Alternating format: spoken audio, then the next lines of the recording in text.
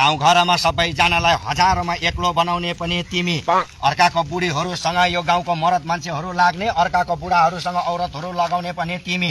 तिमी त यो गाउँ संसारको सबैभन्दा सर्वश्रेष्ठ भएका छौ। तिमीलाई आजदेखिको एकदम सिन्दुर लगाएर तिमीलाई पुजेको छौ, एकदम नामनित्य गरेका छौ।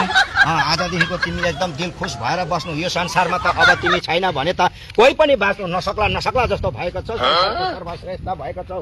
तिमीलाई एकदम अगरबत्ती गरिकन फुल धूप बाती सुनको आसना सुनकै बासना गरिकन तिमीलाई सबै कुरोले एकदम पुजेर ल्याएको छु। हे कुल देउता, हे मोबाइल देउता, पानी चढाइदे।